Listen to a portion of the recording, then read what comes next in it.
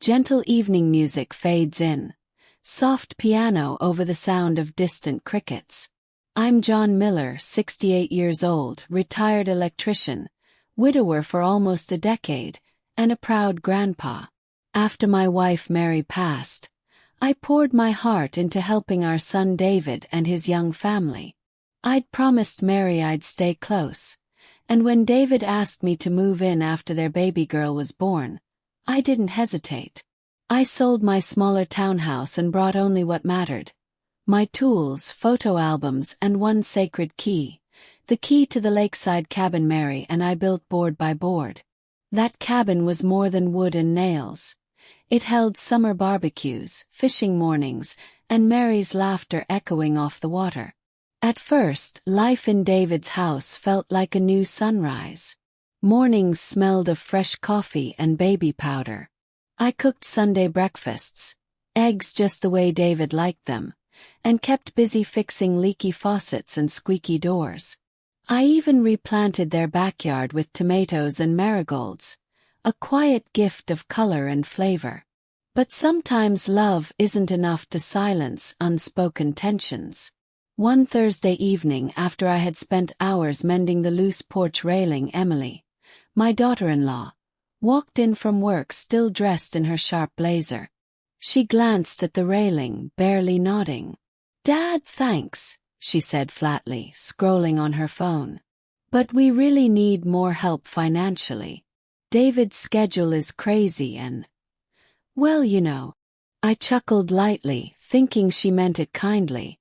"I'm happy to chip in where I can. Just say the word." She didn't answer. The silence sat heavy. That night, as I rocked my granddaughter to sleep, her tiny fingers curled around mine. I whispered to her, "Grandpa's always here for you, sweetheart." I didn't know those words would soon become a quiet vow. 2 weeks later, on a breezy Saturday evening, we gathered for dinner. The kitchen smelled of rosemary chicken and fresh bread. Conversation flowed easily until Emily set down her fork and looked straight at me. "John, we need to talk," she said. "I feel like you don't contribute enough." The words sliced the air like a cold draft. David's fork paused midair. I blinked, unsure I'd heard correctly. "I beg your pardon. You do small repairs and babysit sometimes, sure," Emily continued. "But with bills piling up and daycare costs, we need more than, well, handyman stuff." David cleared his throat. "Emily." But she wasn't finished. "You could at least think about selling that cabin. It just sits there." Every memory with Mary flashed before me. Our first sunset on the dock, the cedar boards we varnished side by side. That cabin wasn't just property. It was a heartbeat. I set my fork down carefully. "Emily, that cabin is my history. And I do contribute. Maybe not with a paycheck, but with everything else a family home needs." No one spoke for a long minute. Even the baby seemed to sense the tension. That night, I sat alone in the darkened living room. From upstairs came the soft creak of David and Emily's steps and the gentle rhythm of the baby's breathing monitor. I replayed Emily's words again and again. "You don't contribute enough." I wasn't angry. I was hollow. As a man who'd worked with his hands for 45 years, I knew the worth of labor and love. Was it really invisible to them? The glow of a street lamp lit a framed photo on the mantel, Mary smiling under a summer sky. I could almost hear her say, "John, patience. Remember, storms reveal who we are." Her voice steadied me. I decided to watch, listen, and wait. Not in bitterness, but in quiet strength. Over the next few days, subtle changes crept in. Emily began managing the family budget with unusual secrecy. She and David whispered behind closed doors. I'd enter a room and they'd stop mid-sentence. One afternoon, while pruning tomatoes, I overheard Emily on the patio phone. Yes, if we include the cabin, the bank will approve the boutique loan. My father-in-law is easygoing. He'll understand. I froze, clippers in hand. Boutique loan. Approve with my cabin. My heart pounded, but I stayed still, letting the moment pass. The tomato leaves rustled like tiny witnesses. That night, I brewed a cup of chamomile tea and sat by the window. The moon reflected off my wedding ring. Every instinct told me to confront them immediately. But another thought, stronger, guided me. A rush of anger can ruin the lesson patience might teach. Instead, I began a quiet plan. I gathered cabin documents, reviewed my will, and scheduled a discreet appointment with an old friend, Mr. Harris, a seasoned lawyer who once helped me set up Mary's medical trust. I didn't want revenge. I wanted protection, for memories and for my granddaughter's future. On a cool Sunday morning, I stood at the lakeside cabin. Mist floated like silver over the water. I unlocked the door and inhaled the cedar scent Mary and I loved. "I'll keep you safe," I whispered to the walls, to Mary's memory, to the generations yet to come. Behind me the sun rose. Quiet, steady, unstoppable. Gentle night ambience. Crickets, distant highway hum. Fades under a soft, suspenseful piano line. I kept my promise to Mary and to myself. Stay calm, watch and listen. But quiet patience doesn't mean doing nothing. It means preparing step by steady step. Monday morning, while making coffee, I opened the mail and found a thin white envelope from Clear River Bank. Inside, a single sheet. Pre-approval notice, property, lakeside cabin. My name was printed under owner. But the signature line bore a clumsy imitation of my handwriting. I read the line twice, then a third time. My chest tightened, but I breathed slow. Mary's voice in memory. "Don't let panic write your story. You write it." Instead of confronting anyone, I slipped the letter back into the envelope, slid it into a manila folder, and labeled it "Steps Forward." That morning's breakfast was strangely quiet. Emily avoided my eyes. David tapped his phone more than usual. "Sleep okay, Dad?" he asked too quickly. "Fine," I said, smiling just enough to keep the peace. Emily changed the subject to baby clothes and daycare hours. But when I mentioned taking my granddaughter to the cabin for a weekend soon, Emily's spoon froze mid-stir. A flicker of something, alarm, crossed her face. It lasted only a heartbeat, but I caught it. 2 nights later, long after the house settled into silence, I heard muffled voices through the vent above my bed. I leaned closer. "David." "Emily, Dad loves that cabin." "Are you sure?" "Emily." "This is for our future, David. The bank's ready. He'll agree if we show how much it helps." "David." "I just don't know." My heart ached. David's uncertainty was my lifeline, proof my son still cared. But Emily's persistence told me the storm was far from over. The next morning I visited Harris & Cole, the law firm where my friend and lawyer Tom Harris still practiced. Tom greeted me with a bear hug. "John, been too long.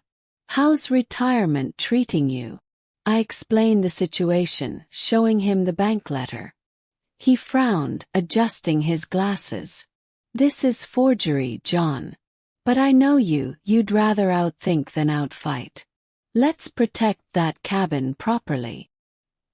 He outlined a plan, a living family trust that would make the cabin legally untouchable without my consent, now or after my lifetime. "You'll remain the sole trustee.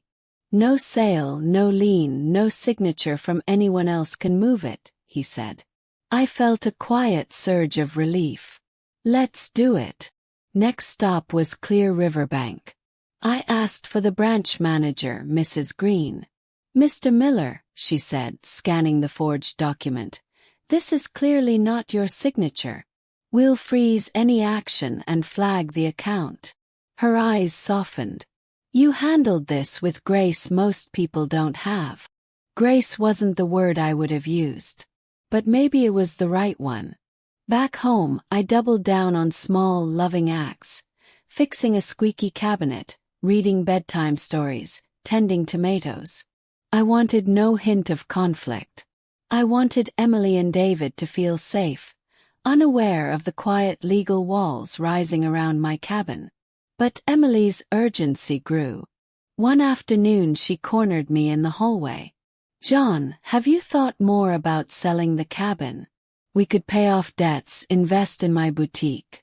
Everyone would benefit. I smiled gently. Emily, thank you for thinking of me. I'll always consider what's best for the family. Her brows knit, frustrated by my calm answer. Inside, I thanked Mary for her silent coaching. A week later, we celebrated my granddaughter's first birthday. Balloons floated like tiny planets. Neighbors filled the backyard with laughter.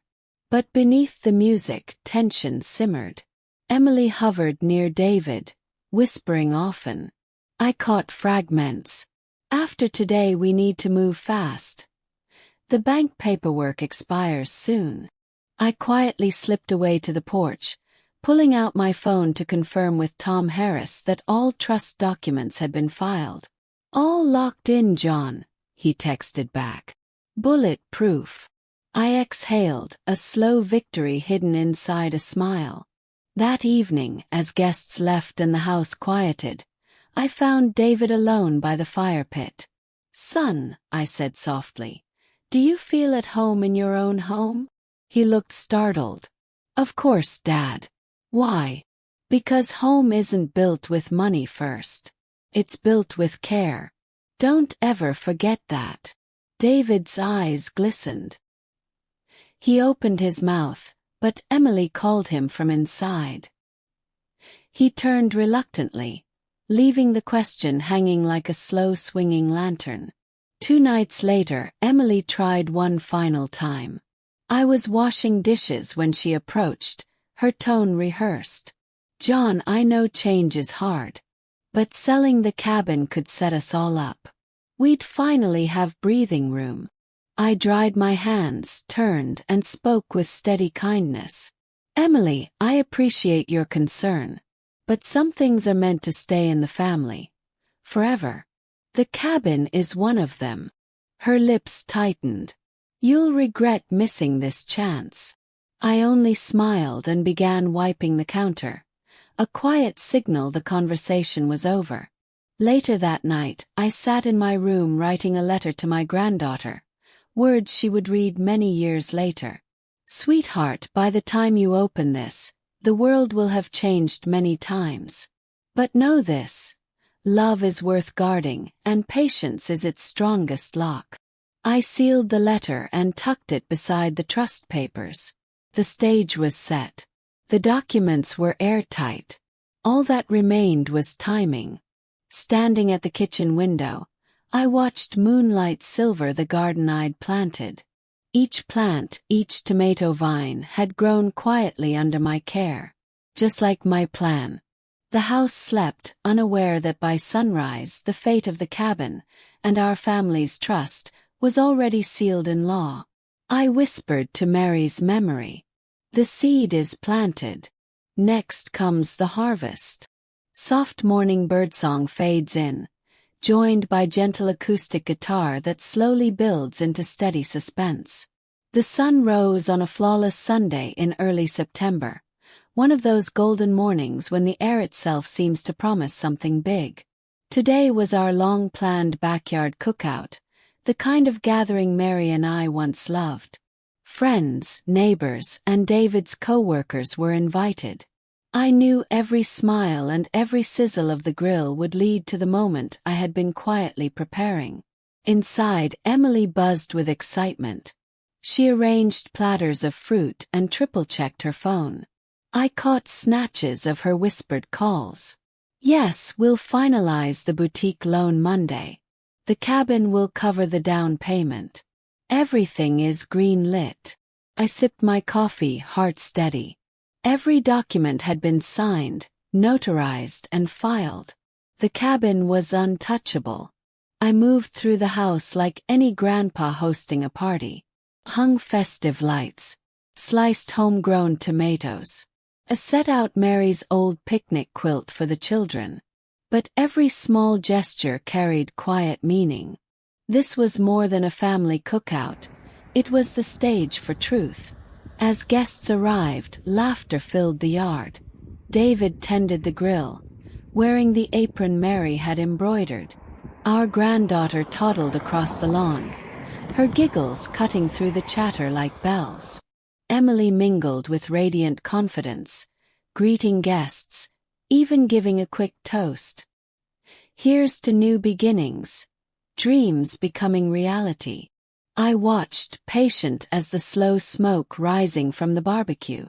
When everyone had eaten their fill and conversation mellowed to an afternoon hum, Emily called for attention. "Friends and family," she began, smiling wide. "I have incredible news. We're about to open Blossom and Company, my dream boutique. We've secured a bank loan, and with help from family assets, like Dad's beautiful lakeside cabin, we'll fund it fully. We can't wait to share the success with all of you."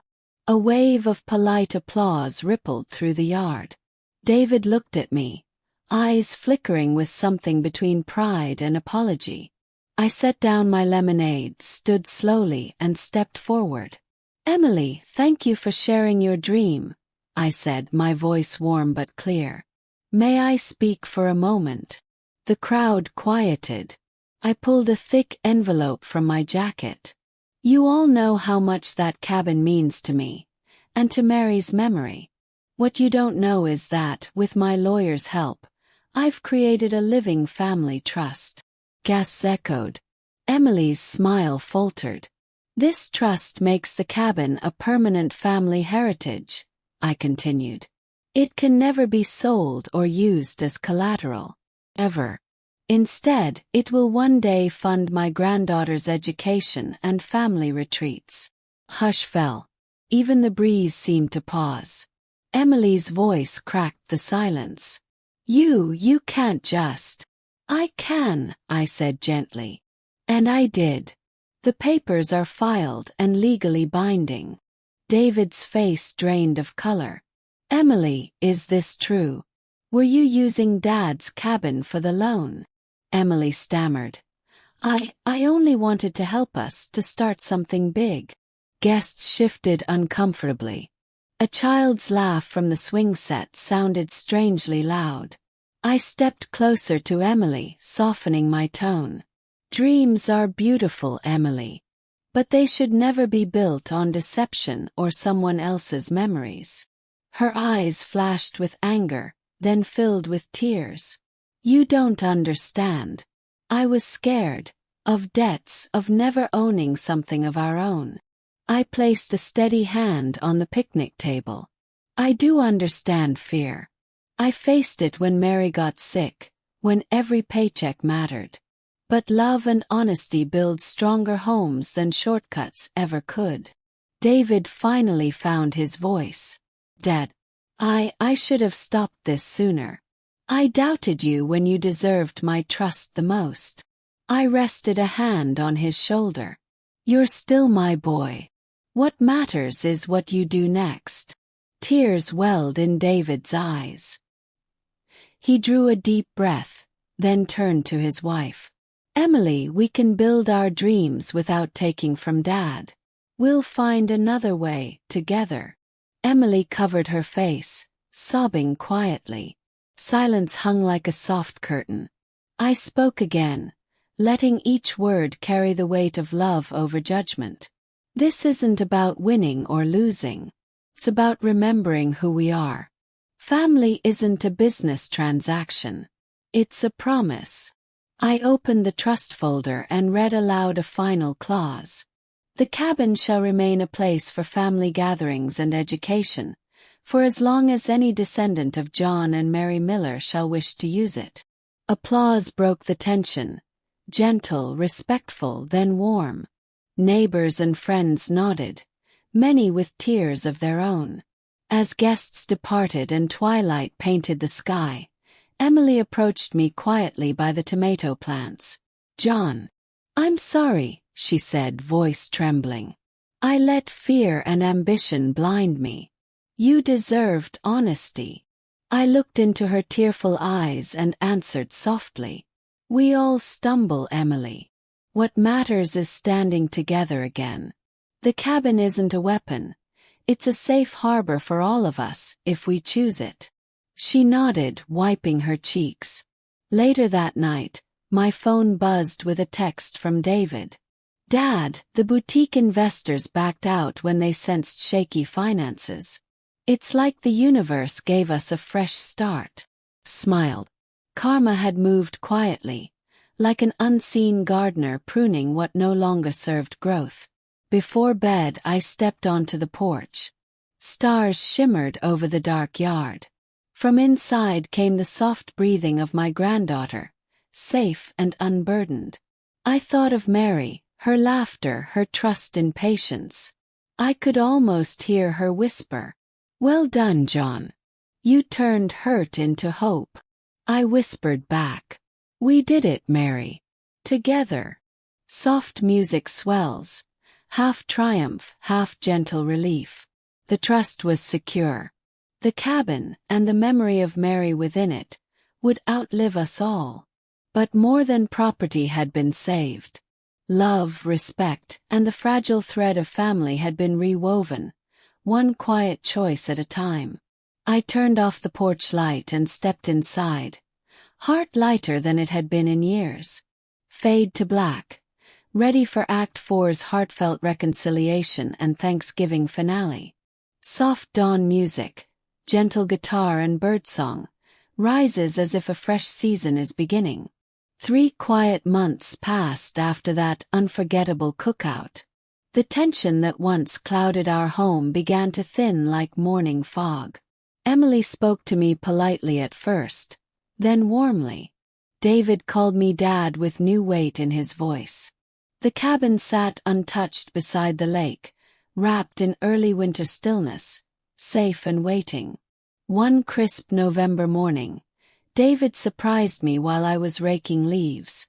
"Dad, Emily and I have been talking," he said. "We'd like to make this house a true multi-generational home, an addition so you'll always have your own space. We'd love for you to co-sign, not for money, but for the blessing of your name."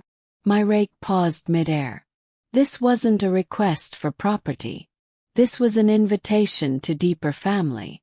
"That's a plan I can stand behind," I said, feeling a smile spread. Inside, I sensed Mary's quiet joy. The night before Thanksgiving, Emily knocked on my door. "John," she began softly, "may I sit?" I set down the book I'd been reading and nodded. "I owe you more than an apology," she said, voice trembling. "I let fear drive me. I measured worth in dollars instead of devotion. Thank you for showing me what real contribution looks like." I reached across and took her hand.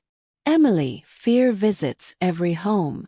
What matters is how we welcome it, or don't. Tonight you welcomed courage instead." Tears brightened her eyes. It was the first time I'd felt the full warmth of a daughter in her touch. The house filled with aromas of roast turkey and cinnamon pie. Friends and neighbors gathered, but this year's centerpiece wasn't food. It was reconciliation. Before dinner, David raised a toast. "Tonight, I'm thankful for a father who shows strength without shouting, and love without limits. Dad, you taught us that family isn't about who pays what. It's about who stays when it counts." Applause circled the table. I felt heat rise behind my eyes. Emily stood next. Her voice, steady but thick with emotion. "John, I once said you didn't contribute enough. Today I know better. Your patience saved our family and will bless generations. I'm proud to call you Dad." The room fell silent, then filled with gentle clapping and a few sniffles. Even my granddaughter banged her tiny spoon in applause. After dinner, we gathered in the living room. I brought out a small cedar chest Mary and I had built long ago.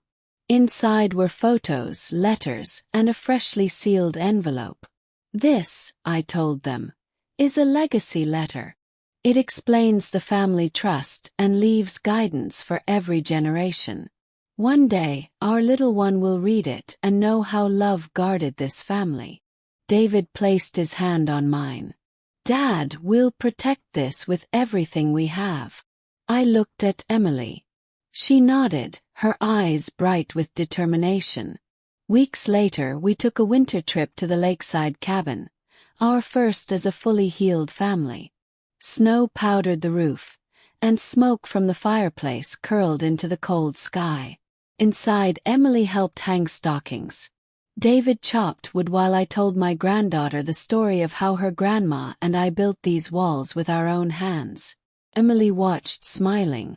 "John, this place feels alive, like Mary's still here."